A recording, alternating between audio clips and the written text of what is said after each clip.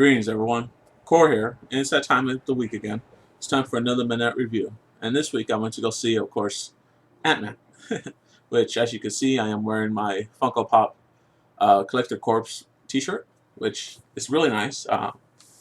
It's 100% con's always really nice. But yeah, so I went to go see this movie with one of my friends, and I was actually surprised because we went to pretty much the first showing, which we went to the first showing for Jurassic World, and there was a little line, but not that bad. And Jurassic World did a lot, way crazy box office numbers and stuff. They broke the record pretty much for domestically. Um, and Ant Man actually had a slightly longer line.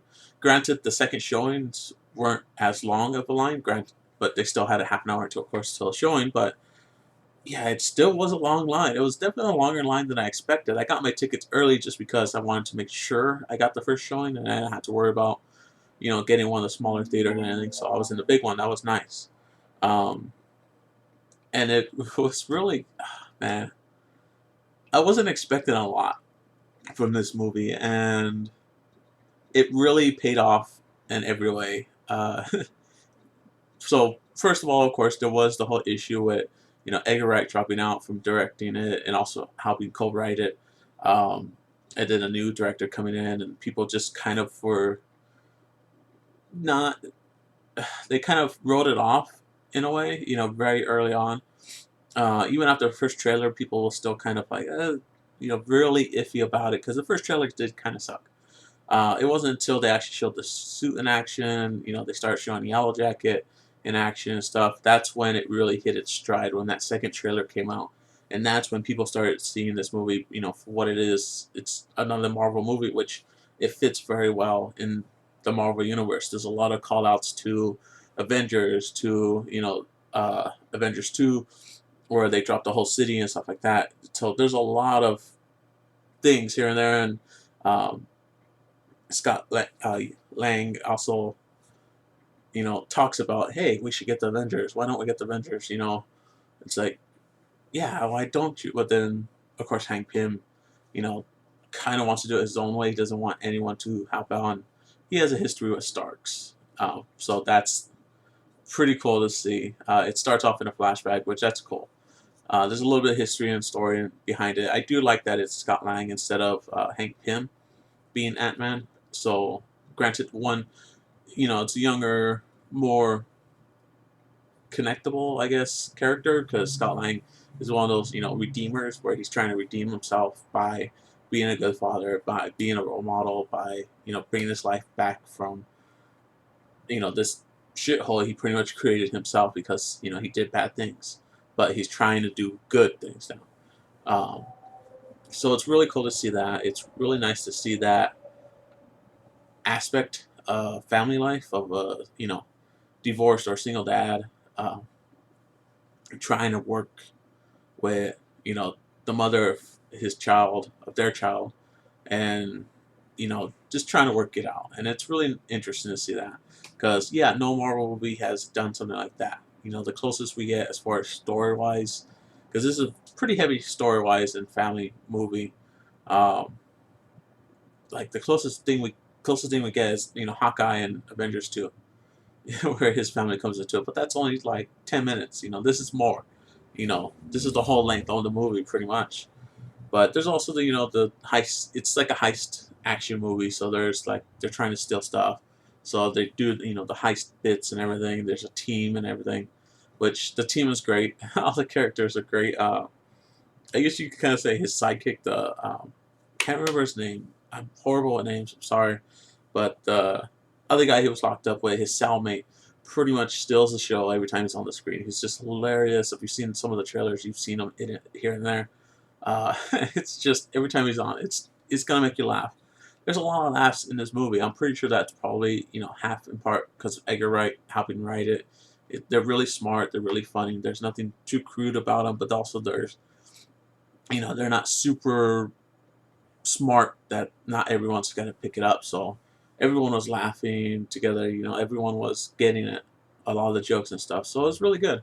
Acting was really well done. I was really surprised, how well how seriously some of these actors are actually taking, a superhero series, a superhero franchise, a superhero movie, where before, yeah, superhero movies were horrible. They sucked. Where now it's like they're getting really good critic reviews. They're getting great, of course, you know, user reviews, and people that see it, of course, are praising them. And this one, a lot of people have actually been praising it as being one of the best Marvel movies. For story wise, yes, it is. It's definitely for as far as character development, it definitely is too as well. Um, but that's to say, I mean, it depends what you're looking for in a Marvel movie. If you want story and character development, then yes, it's definitely the best, for sure. By a mile. If you want something more action, of course, then there's Thor.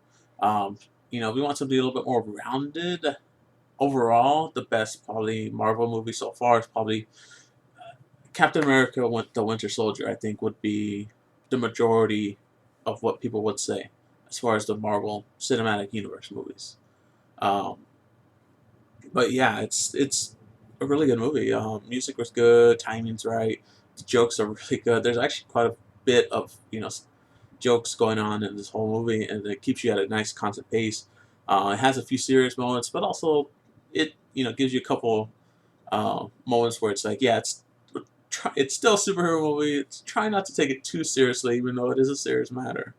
So they bring you back right out of it, and you don't hate the movie for doing that. It's actually a good thing they do that. So it's really cool to see. I don't want to go into too many spoilers because I mean, there's a few things where it's like they start setting up. Of course, in the trailers and the clips and stuff, they've shown Falcon. So Falcon is in the movie. There's a little scene with him and Ant Man, which is a great little scene actually. It's pretty smart and well done. Um, it's fun. I would definitely say it's cool how they do the shrinking. Shrinking is really reminiscent of like how the comics would show it, where it's like the outline smaller, smaller, smaller. So that's pretty cool to see. But also the perspective is really interesting to see something. You know, when you're in a smaller size, everything changes. It's not going to be like how we perceive it, just bigger. It's a lot different as far as voice, as far as movement, as far as what's in the air, nonetheless. Especially the way that light works. So it's really interesting to see. It's really cool seeing that. Uh, what else? Yeah, fight scenes were really good, really inventive, really interesting to see because he's shrinking, getting big, shrinking, getting big. It's really cool to see that. What else? Of course, this is a Stanley cameo, which you forget it's a Marvel movie until the very end, and then bam, Stanley. What else? What else? What else? What else? Yeah, they do have after credits scene, of course, at the very end. It's doesn't really pay too much importance to the Ant-Man movie. It's more just setting up, you know, the next Marvel movie, which is Captain America: Civil War, I believe.